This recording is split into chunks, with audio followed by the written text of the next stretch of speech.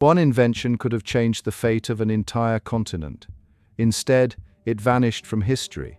Powerful forces made sure it disappeared, and what followed was centuries of control, exploitation, and suppression.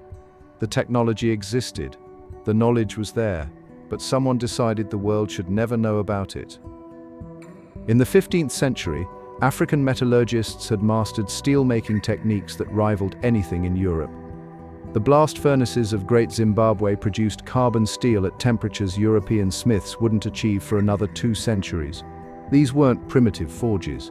They were sophisticated industrial operations capable of mass production. Advanced metallurgy meant advanced weapons. It meant agricultural tools that could transform farming. It meant economic independence.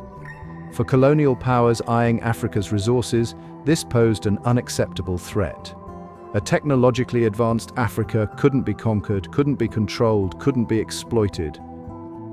When European colonizers arrived, they didn't just conquer.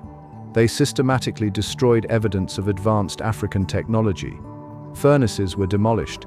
Master craftsmen were killed or enslaved. Written records were burned.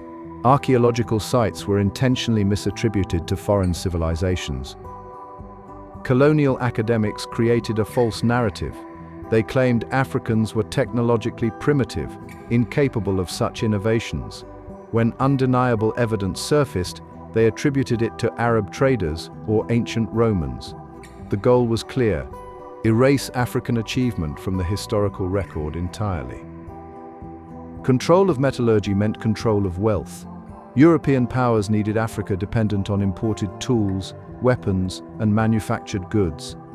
Indigenous steel production would have disrupted the entire colonial economic model. The slave trade, resource extraction, and forced labor all depended on technological suppression. Even today, mainstream education largely ignores pre-colonial African technology. Museums display African artifacts as primitive curiosities while showcasing European innovation. Funding for archaeological research in Africa remains limited. The erasure didn't end with colonialism.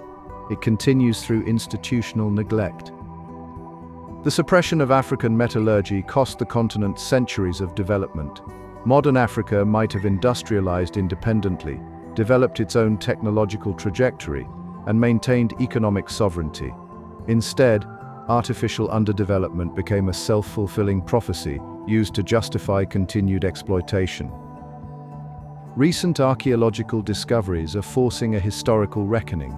Advanced furnace designs, high-quality steel artifacts, and sophisticated mining operations are being unearthed across the continent. Carbon dating confirms what was long denied. Africa was a center of technological innovation long before European contact. Understanding this erasure explains modern global inequality.